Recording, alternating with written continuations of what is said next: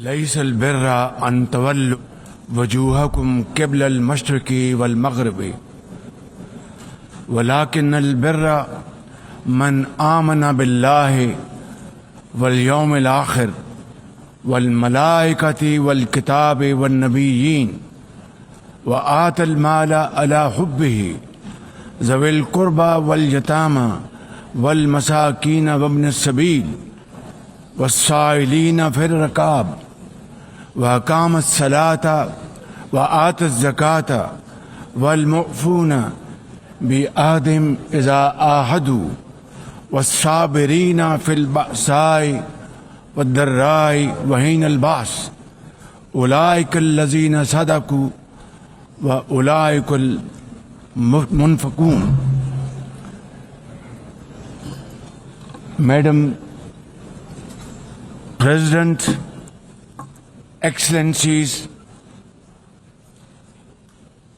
ladies and gentlemen, Assalamu alaikum and a very good morning.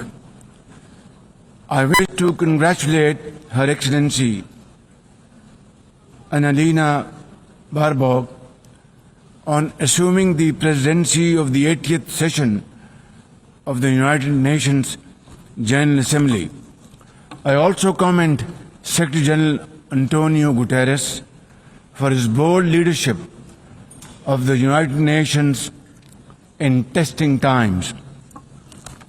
Ladies and gentlemen, our world is more complex today than ever before. Conflicts are intensifying, international law is being brazenly violated, humanitarian crises are multiplying, terrorism remains a potent threat, disinformation and fake news undermine trust, climate change threatens our very survival, and more so countries like Pakistan. Today, multilateralism is no more an option, it is need of the hour. Excellencies, Pakistan's foreign policy, guided by the vision of Quaid-e-Azam Muhammad Ali Jinnah, is based on peace, mutual respect and cooperation. We believe in the peaceful settlement of disputes through dialogue and diplomacy. Last year, from this very podium, I had warned that Pakistan would act most decisively against any external aggression. Those words of mine proved true. I hope it didn't. But then that is destiny.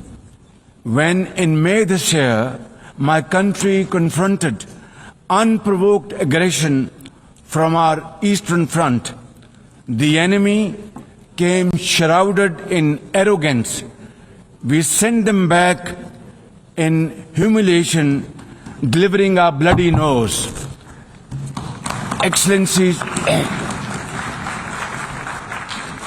India sought to extract political gains from a human tragedy by spurning my sincere offer of an independent international investigation into the Pahalgam incident. Instead, it attacked our cities and targeted our innocent civilians. When our territorial integrity and national security were violated, our response was in accordance with the right of self-defense under Article 51 of United Nations Charter. Our valiant armed forces, under the stellar leadership of Field Marshal Syed Asim Munir, mounted an operation of stunning professionalism, bravery and acumen, repulsing the enemy's attack under Air Chief Marshal Zahir Babar Sidhu.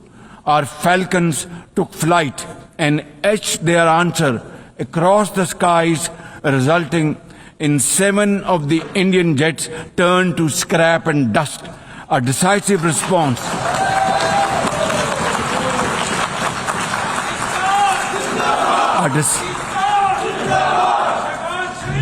A decisive response to the aggressor that will echo through the annals of history.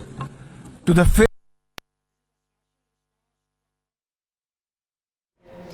वज़ीर-ए-आज़म शहबाज शरीफ अक़वाम मुत्तहिदा general assembly के 80वें इजलास से खिताब कर रहे हैं। वज़ीर-ए-आज़म शहबाज शरीफ ने कहा कि दहशतगर्दी दुनिया के लिए एक संगीन ख़तरा बन चुकी है।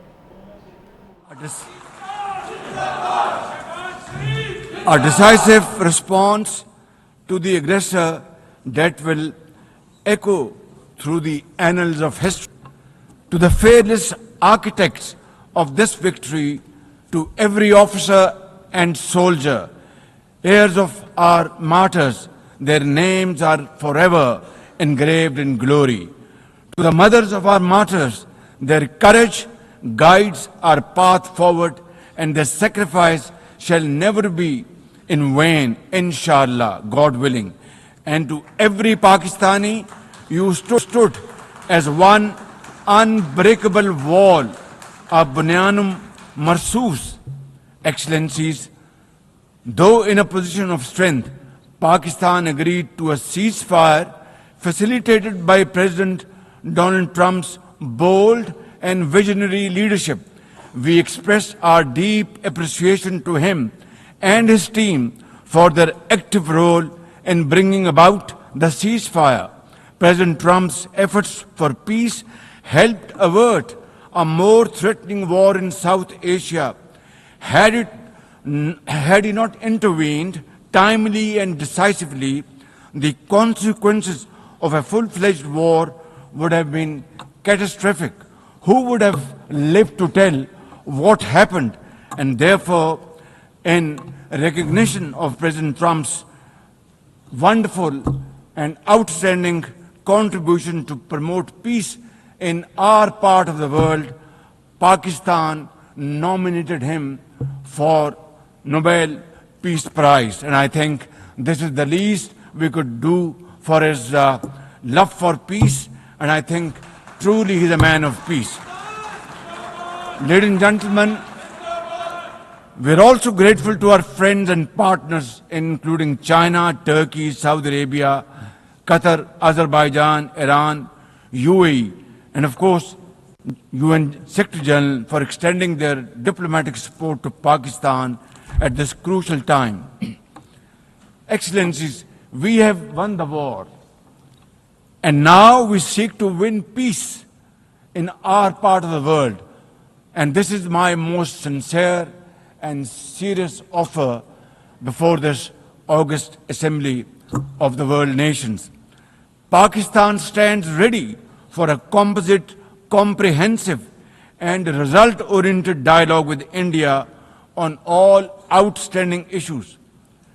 South Asia requires, ladies and gentlemen, proactive rather than provocative leadership. India's unilateral and illegal attempt to hold the Indus Water Treaty in abeyance defies the provisions of the treaty itself as well as the norms of international law. Pakistan has made it abundantly clear, and let there be no doubt once again in anybody's mind, as I said last year in this hall from this podium, we will definitely and ardently defend, inshallah, the inseparable right of our 240 million people on these waters.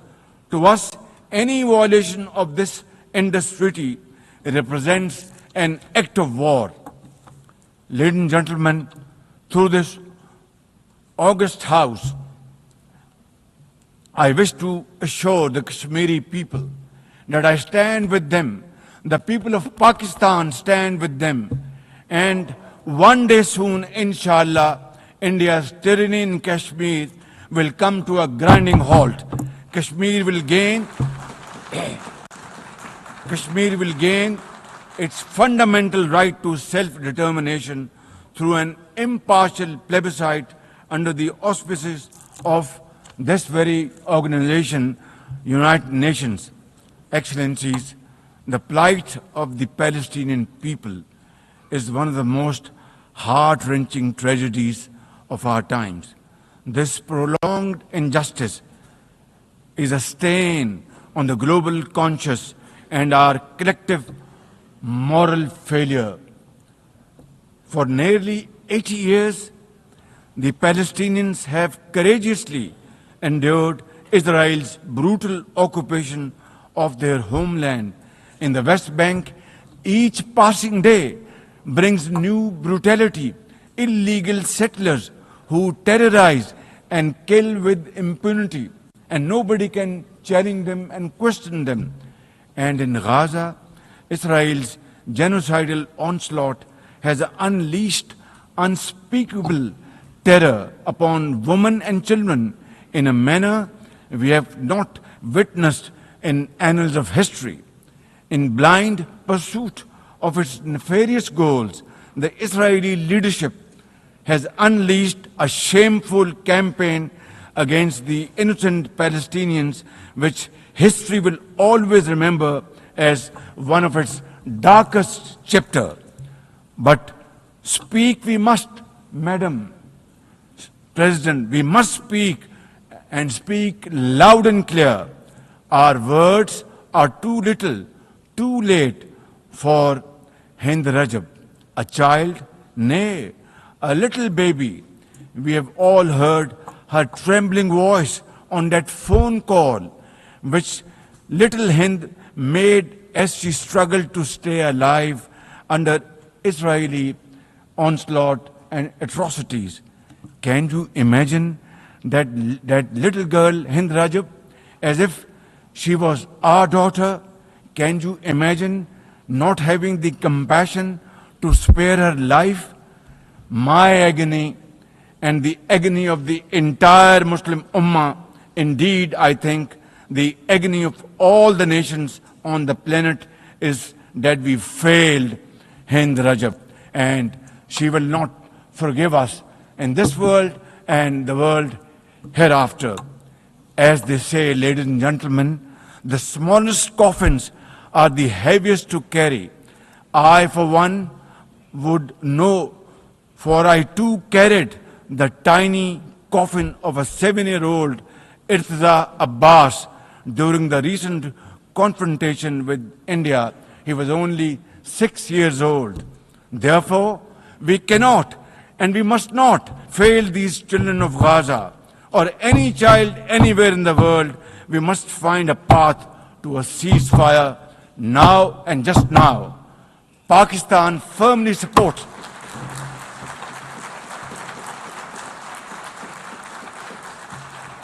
Ladies and gentlemen, Pakistan firmly supports the demand of the Palestinian people for the establishment of a sovereign Palestinian state with pre-1967 borders and Al-Quds Sharif as its capital.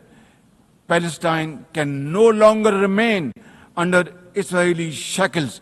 It must be liberated, and liberated with full commitment and with full force.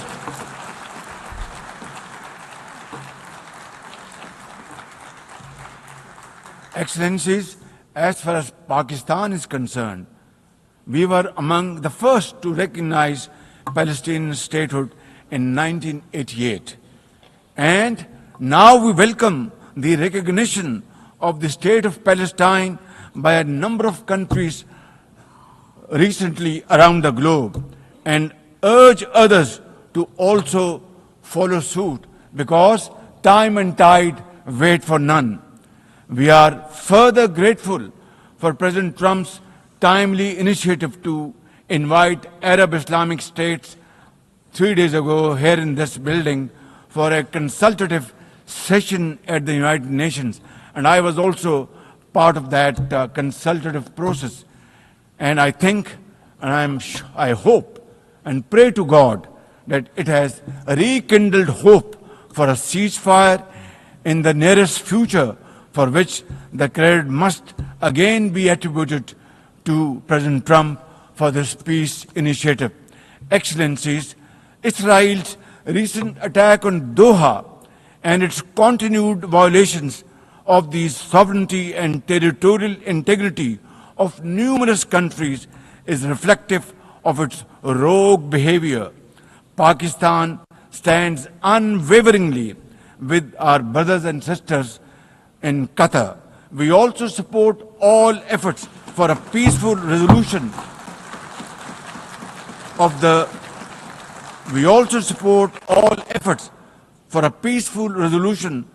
Ukraine conflict in line with the UN Charter to end human sufferings and global turmoil caused by this protracted war.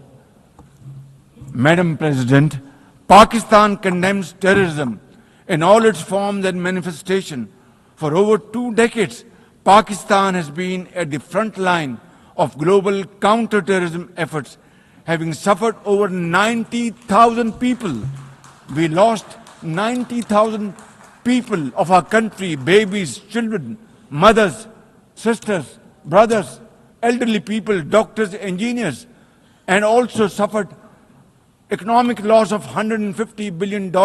Please tell me, put your hand on your heart, that what can be a bigger manifestation of our commitment to fight terrorism and erase it not only from the face of Pakistan, but from the face of this global world. And I believe a man killed in New York is a man killed in Lahore, a man killed in Islamabad is a man killed in London. It's a global village. So I think unless and until terrorism is defeated hands down, this world will not be a peaceful place to live. And for that, Pakistan's sacrifices are probably the biggest around the globe. It must be respected and appreciated because we are a bulwark. Had these terrorists not been encountered by us, they would have been roaming on the streets of New York and London and God knows Far East. So I think this is our humble contribution, not only for the people of Pakistan, but the people all over the world. Today we face externally sponsored terrorism, particularly from foreign-funded groups such as the TTP, Fitna al-Khawarij, Fitna al-Hindustan, BLA, and its Majid Brigade. Operating from Afghan soil, these groups are responsible for some of the most heinous attacks inside Pakistan, including the dastardly Jafar Express train incident earlier this year, the train was hijacked and 400 people were kept for days and weeks. And mercifully, by Allah Almighty's grace, our armed forces and law enforcing agencies were able to recover them. Now, as an immediate neighbor and a brotherly country of Afghanistan, Pakistan has a direct stake in a peaceful Afghanistan. We believe that the key to development and prosperity lies in regional stability and connectivity.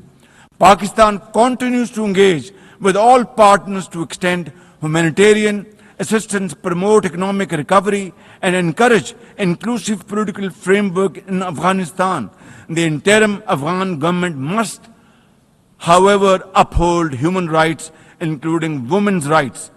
Above all, we expect that Afghan interim government to take effective action against terrorist groups and to ensure that Afghan soil is not used for terrorism against any country.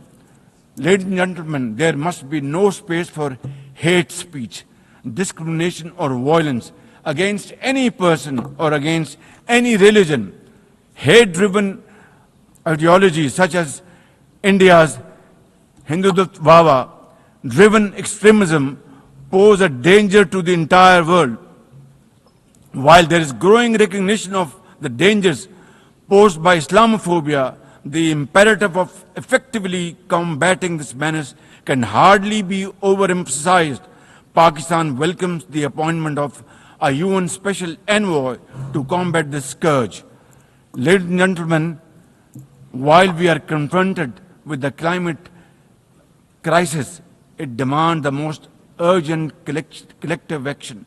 In 2022, Pakistan faced massive floods of humongous proportions that caused huge losses amounting to $34 billion and many valuable lives lost.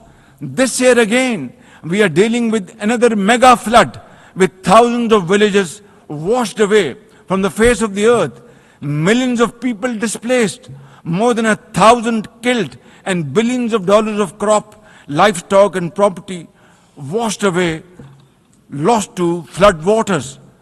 Our nation stands united in these testing times, and we are dealing with this natural calamity with remarkable resilience by the grace of God. I have declared a climate emergency to cope with this challenge.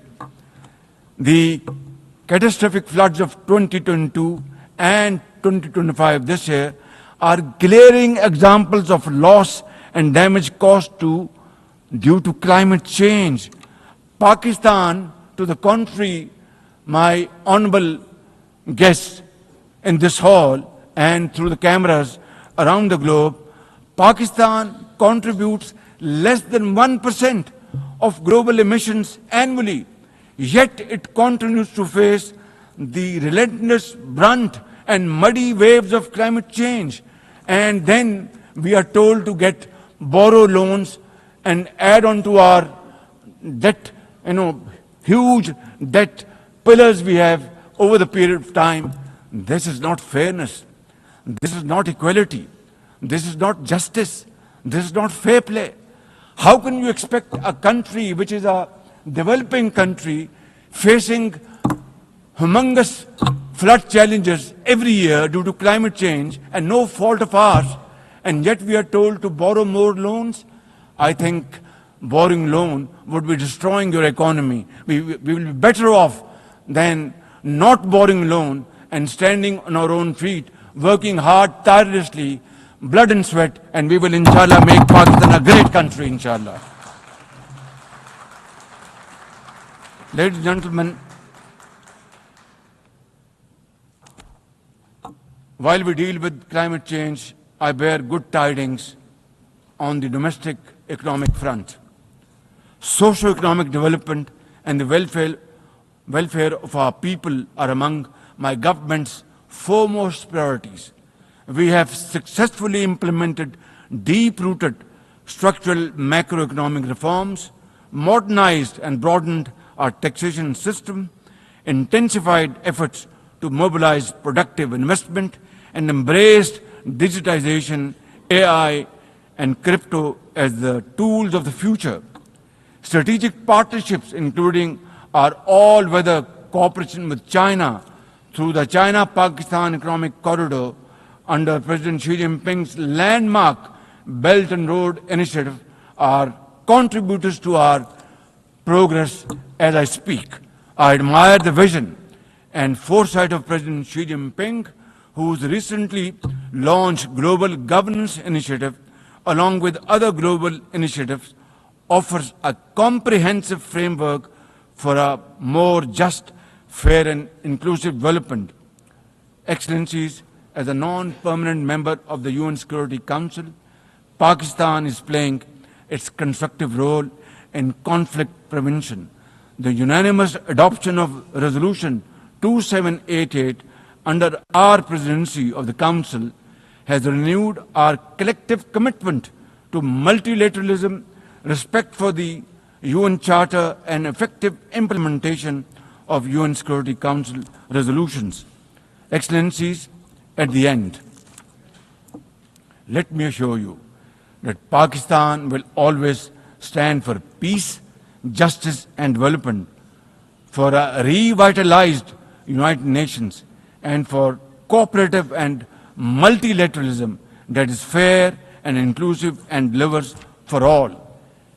Therefore, let this 80th anniversary not simply commemorate history, let us make history and chart a future for the next 80 years with these United Nations as enduring hope for global good. Let us truly strive to become better together. Thank you very much. United Nations long live. God bless you.